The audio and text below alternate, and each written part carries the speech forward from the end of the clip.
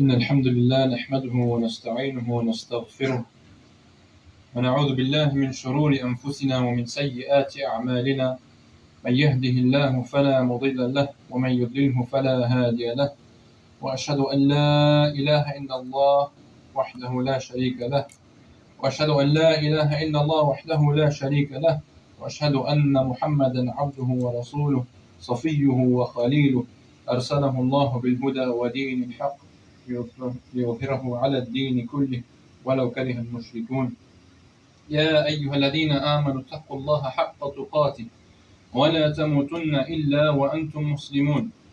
يا أيها الذين آمنوا اتقوا الله وقولوا قولا سديدا يصلح لكم أعمالكم ويغفر لكم ذنوبكم ومن يطع الله ورسوله فقد فاز فوزا عظيما. أما بعد رب اشرح لي صدري ويسر لي أمري واحلل عقدة من لساني يفقهوا قولي. The title of the talk today is to hold on to Islam or to leave it. To hold on to Islam or to leave it. And it's this idea that people are leaving the religion, that people are leaving Islam, that people are moving away from Allah subhanahu wa ta'ala. And it's one thing for us to be sitting here speaking about all the atrocities that all our Muslim brothers and sisters are going through all around the world.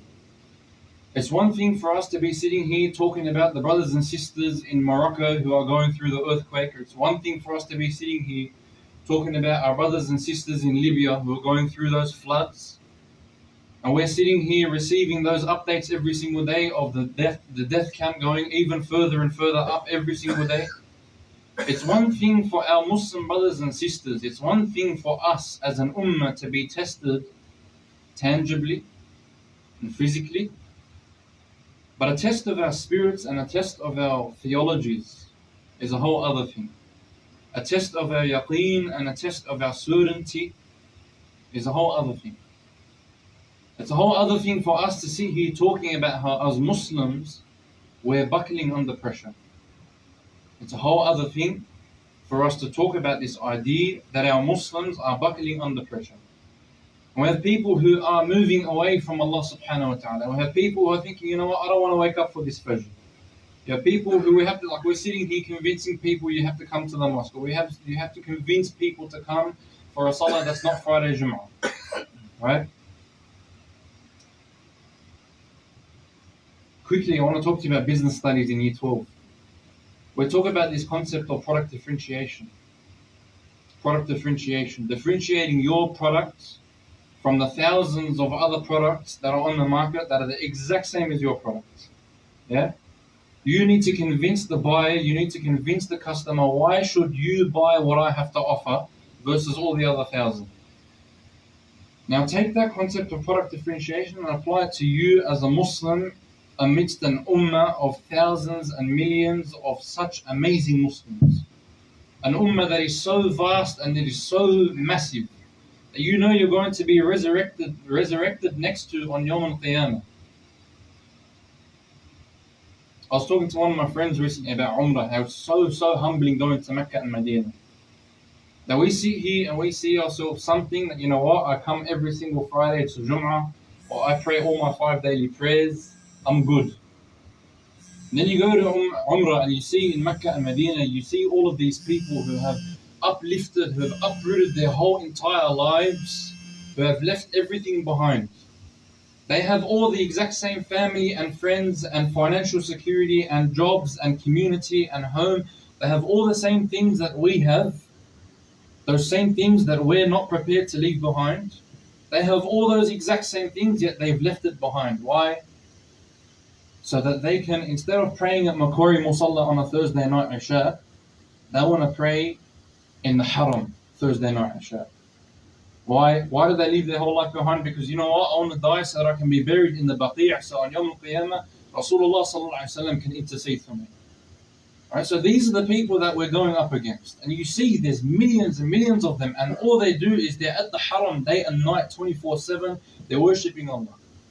Alright, and so this is a little bit of a side note, but I want you to keep this thought in your mind about product differentiation, about differentiating yourself, so on Yawm al-Qiyamah, you can say to Allah subhanahu wa ta'ala, you stand in front of your Rabb, you told him, this is why I deserve to go to Jannah. amidst all of these other Muslim brothers and sisters. Now, we'll come back to that. We have people who are moving away from Allah subhanahu wa ta'ala. We have people sitting here, you know what, I don't want to pray this prayer. We have people sitting here saying, I'm going to leave Islam completely. People thinking that the responsibilities are too much, the burden is too much, the expectations that Islam places upon me is too much. And subhanAllah, I was just talking to a revert recently, he's struggling with his Islam. He was sitting there telling me about how when he first converted to Islam, this brotherhood was like nothing he's ever felt before. That on this one day he felt more brotherhood and he felt more love in his heart. He felt more love from the people around him than he had ever experienced any other day in his life ever.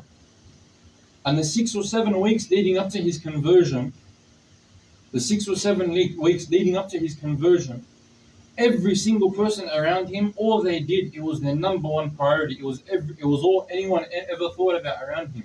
Just getting him across the line. Accommodate, facilitate, everything, anything you need, will get you there. And so he was sitting there telling me, as soon as that conversion took place, takbir and hugs and kisses, and maybe a little bit too many kisses, and maybe a little bit too much love, and it was amazing. But then he started to talk to me about what happened afterwards. Then I went home and I had no one to break my fast with. Then I went home and I had no one to celebrate Eid with. And he said, if anything, the Muslims, they turned on me. He said, if anything, Muslims, they lured me in with open arms and welcoming smiles and beautiful hugs. And then they turned him into their own punching bag for asserting their own insecurities, for asserting their own shortcomings, their own Islamic shortcomings. You're haram and you're not doing this, and this is haram and that's not halal, and you're not doing this and you're doing that and you're this. They turned him into their own punching bag, subhanAllah. Alright? If anything, he starts to get an inside look into the reality of this ummah. What seemed to be beautiful smiles and a beautiful brotherhood, he came into this ummah and he said, I could never have anticipated this reality from outside of being a Muslim. It wasn't until I got across the line that I started to see the reality. I started to see the absolute carnage and the absolute warfare that is this ummah. And he started to see the reality. And so what happens? He started to tell me how he buckled and he went back to his previous way of life. He says, disillusioned by what seemed to be a very beautiful community, by what seemed to be a very welcoming community. And I'm just trying to contextualize this story that I want to tell you. I'll tell you a couple more things. We dig ourselves even more holes. We love to shelter our youth. Right? I'm talking about this beautiful image that we love to paint to all of our Muslims. We love to paint to the non-Muslims. We love to paint to our youth, to our children. We love to shelter our youth into making them think that these problems don't exist. Right? That everything's going to be lovey-dovey, sunshines and rainbows. We love to shelter our youth into thinking that they're not going to run into doubts with their Islam. We love to shelter our youth into making them think that your Islam will remain perfect and unwavering and unshaken. And will come to this weekly reminder and your life will be perfect and it will be easy. Come to the masjid for your daily prayers and your life will be perfect and easy. You won't run into any problems. Why? So that as soon as those youth run into some issues, as soon as those youth they run into a couple doubts, as soon as those youth they run into a couple bumps in the road, what happens? They buckle. And we see this happen way too often. The moment that these youth run into these problems. And we continue to dig ourselves even more holes. We raise our children in a very, very assimilative manner. And I'm just trying to get your brains thinking. I'm trying to get your cogs turning in regards to this story that I'm about to tell you. I want you guys to think, what relevance does this have to us today? We raise our children in a very assimilative manner. Just go to this Islamic school. It's called Islamic school, so whatever's there, it should suffice. Right? Now, Rasulullah sallallahu alaihi wasallam, he talks about you holding on to this Islam as if it is a hot coal. What do we tell our children? No, don't hold on too tight. It's a little bit too hot. Make your life. Go to university. Don't worry too much about Muslims. Get to a nice job. Don't worry about getting involved in the da'wah. Don't worry about getting involved in the masjid. Just focus on your work and that's enough. that we settle for this. When Rasulullah sallallahu alaihi wasallam, he talks about holding on to Islam like it's a hot coal, we settle for dropping this coal like it's nothing. We settle for dropping Islam. And so, whether we're parents now or we're going to be parents in the future, this is generally what our ummah, this is the trend that we see in the West, is that we raise our children in a way that's so wishy-washy. And as parents, we focus on all the wrong things. And we punish all the wrong things and we reward all the right things. All the wrong things. And so as soon as you see your child, they start to move away from you. They start to move away from Allah subhanahu wa ta'ala. Now you're sitting there devastated as if this wasn't ever going to happen.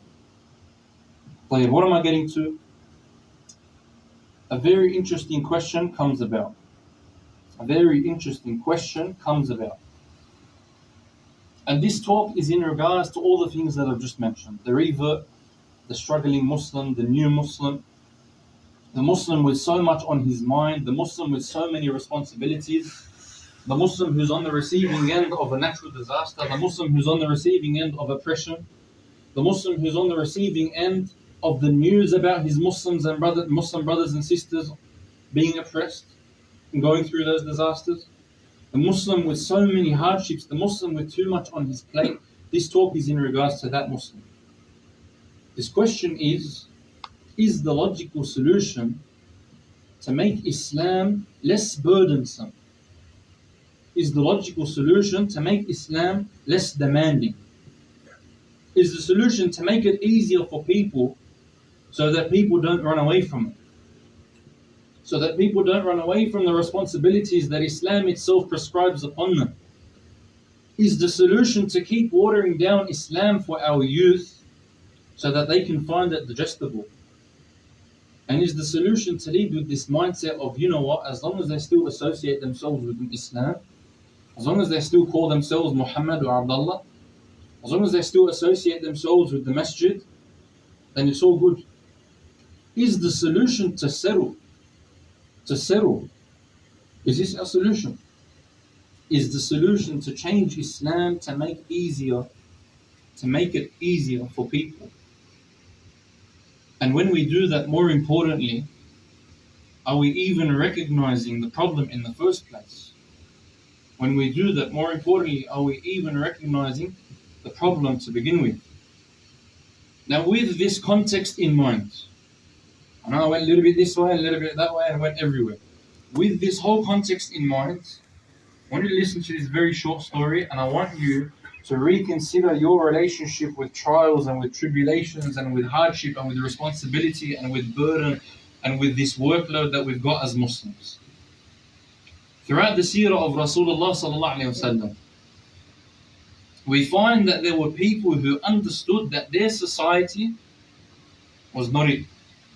We find that there were a handful of people who were in touch with their fitrah, who were in touch with this good nature of theirs, that even before Islam came down and even before Rasulullah sallallahu alaihi wasallam received the message of Islam, received wahi and came to them, calling them to Allah subhanahu wa ta'ala, we find that there were a handful of people who knew that something was not right. A handful of people. And who's one of the first people that comes to mind? Khadija radiallahu anha, who stood staunch on monotheism throughout all of her life, even before Islam came. But even more so, the person that Khadija radiallahu anha grew up in their shadow, in their presence, in their mentorship. Who was that? Her cousin Waraqa bin Nawfal. Someone who abandoned polytheism and became extremely well versed in the Abrahamic religions from very, very early on. Much, much earlier than before Islam came down. There were a handful of people. And so you have this handful of people who knew that something was not right. They didn't know Islam yet, but they knew that something was not right. And so amongst these people were who? Waraqa bin Nawfal, Ubaidullah bin Jahsh, Zayd ibn Amr. Zayd ibn Amr, who Rasulullah sallallahu alaihi wasallam, after Islam came down, he used to constantly praise him for his efforts. He used to say, remember back in the day, you used to stand on the Kaaba and used to call people away from shirk. You used to call people away from worshipping the idols. Remember, and he used to say, he used to praise Zayd ibn Amr. Rasulullah sallallahu alaihi wasallam used to constantly remind him. You used to go and you used to stand on the outskirts of Mecca and he used to praise him. You used to call people away from burying their daughters alive. Right, so this was the handful of people that I'm talking about. Now amongst these people was Ubaidullah bin Jahsh. And the story of Ubaidullah bin Jahsh, wallahi, is one of the most bittersweet, one of the most fascinating stories that you'll ever hear. Bittersweet and fascinating in the most mind-numbing, most confusing, most depressing way. And I can't go through the whole story, but we'll go through what we can. It's the same thing with Ubaidullah bin Jahsh, in that before Islam came around, he rejected the idea of idolatry. And as a result, he copped it from everyone else, including his family. Who were his family? His family were leaders of Quraysh. So his family was walking around, the people would mock his family, and his family would mock him, that you're a follower of Rasulullah sallallahu alaihi wasallam. You're a follower of this man called Muhammad, you're a follower of this religion called Islam. And on top of that, he married someone called Habiba. And Habiba was the daughter of Abu Sufyan. Abu Sufyan radiallahu anhu, before he converted to Islam, he was one of the biggest bullies of the Muslims. He was one of the biggest persecutors of the Muslims and one of the biggest leaders of Quraysh. He used to absolutely do their heads in. And so what? Ubaidullah bin Jahsh, he marries the daughter of Abu Sufyan. And so now both of them, their family and their parents and their people and their tribes, they're people who hate Islam. And so they're always mocking them and persecuting them. Look, your daughter is one who follows this person named Muhammad. Look, your son is such an embarrassment. He follows this religion named Islam. So for years they go through it. They go through this persecution. Until one day, there's a glimmer of hope. Rasulullah sallallahu alaihi wasallam, he tells them of the prospect of this land called Abyssinia. He tells them that there's this king in Abyssinia who has written to us saying that he has opened his arms and he's going to welcome us as Muslims into his kingdom. But with this comes a lot of questions.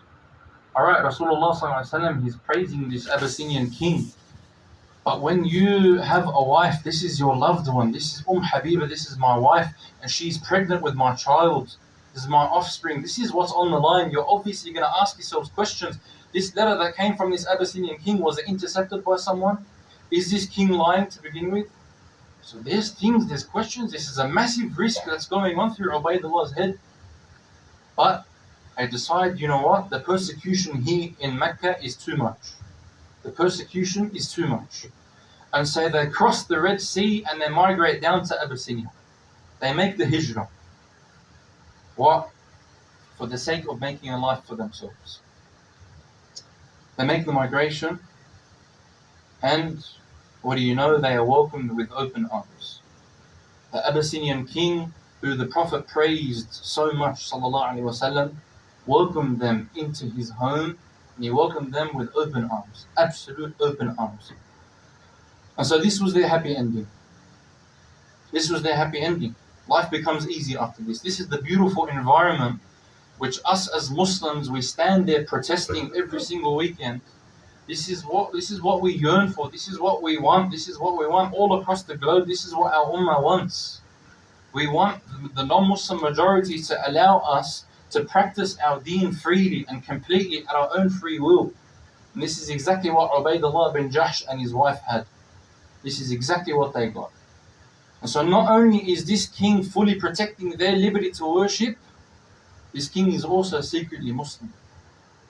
This king is also secretly Muslim. This king is fully convinced of Tawheed. So this king is actually taking care and protecting these Muslims. This king is facilitating for the halaqat of these Muslims and the gathering and the prayer of these Muslims in his own palace. So this is the life that they always wanted. This is that ease that they always wished for. Life is good.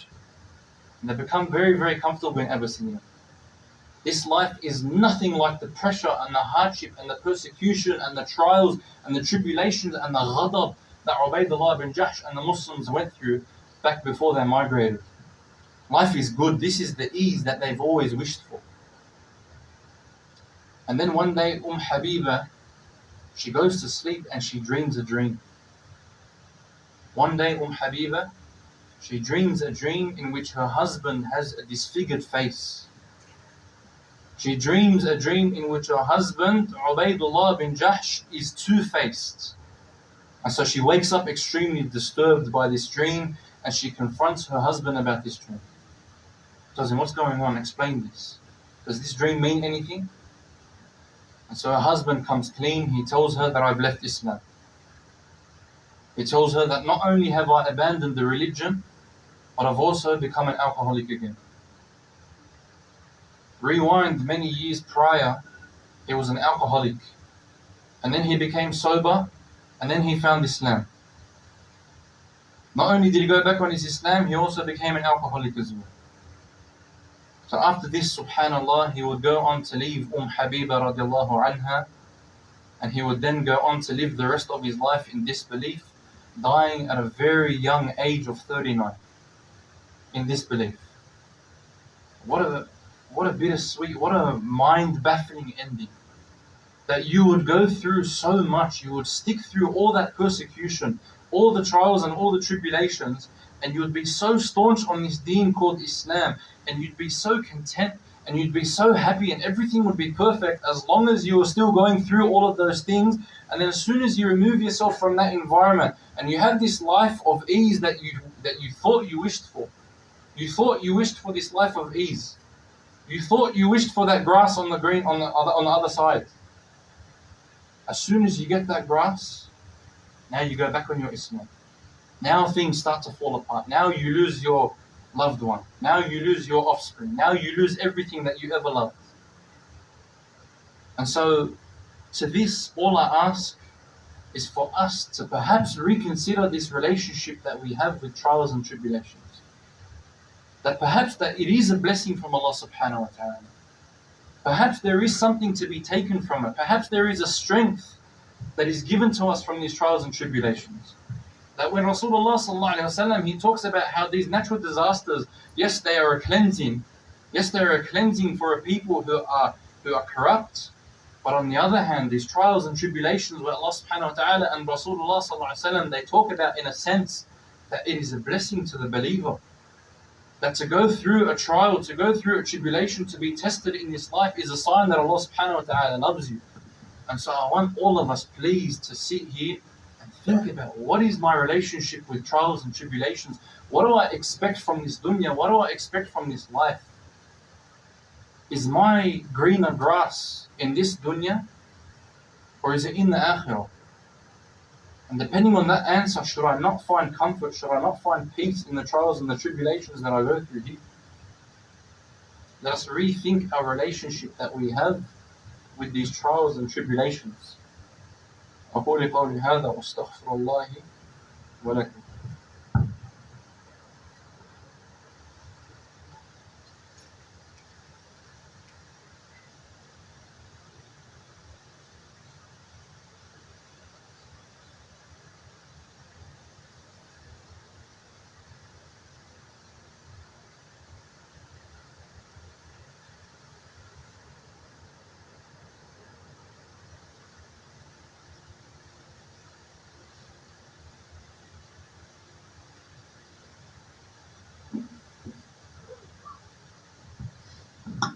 بسم الله والحمد لله والصلاة والسلام على رسول الله. I'll keep this second half short. I only want to reiterate what I've already said. It's a very, very interesting concept to think that these companions of Rasulullah sallallahu alaihi wasallam went through so much, even when Islam was in such an early stage. Like when we think of this Islam, we have the most beautiful iftars, and we get together with our family, and we have all of these beautiful rituals. We have Hajj, and we have Ramadan, and we have Umrah, and we have like all of these rituals that exist now. The things that give us so much fulfillment, the things that make us so happy, the things that bring us together, the things that bring so much vibrance to this deen called Islam. The companions, the Anbiya, they didn't have any of that. When they were dying for Islam, when they were going through so much persecution for Islam, when they were struggling so much for Islam, Islam was still in its inception stages. It was still a baby. None of these things had been revealed yet. And so, again, it begs the question, Why were they so willing to go through so much for a religion that was so new and that was so fresh? It didn't have that much to offer. What did it have to offer? And so this takes us back to our old question. Is the solution to change Islam to make it easier for people? Or is the solution to just present it to our youth as if it's worth it? Is the solution to our problems and our youth moving away from Allah subhanahu wa ta'ala to present Islam in the way that is truly a gem? We need to present it and we need to package it in a way that makes sense to people, that people understand how valuable it is. The same way that the companions understood, that He gave them purpose and He gave them something to work for and He gave them something to strive for, and it solved all of their problems, it solved all of their family problems, it solved their community problems. The answer to this question is to present Islam as if it's worth it. إن الله وملائكته يصلون على النبي يا أيها الذين آمنوا صلوا عليه وسلموا تسليما اللهم صل على محمد وعلى آل محمد كما صليت على إبراهيم وعلى آل إبراهيم إنك حميد مجيد اللهم بارك على محمد وعلى آل محمد كما باركت على إبراهيم وعلى آل إبراهيم في العالمين إنك حميد مجيد ربنا آتنا في الدنيا حسنة وفي الآخرة حسنة وقنا عذاب النار ربنا لا تؤاخذنا إن نسينا أو أخطأنا ربنا ولا تحمل علينا إصرا كما حملته على الذين من قبلنا ربنا ولا تحملنا ما لا طاقة لنا به واعف عنا واغفر لنا وارحمنا أنت مولانا فانصرنا على القوم الكافرين ربنا لا تزغ قلوبنا بعد إذ هديتنا وهب لنا من لدنك رحمة إنك أنت الوهاب عباد الله إن الله يأمر بالعدل والإحسان وإيتاء ذي القربى وينهى عن الفحشاء والمنكر والبغي يعظكم لعلكم تذكرون وأقيموا الصلاة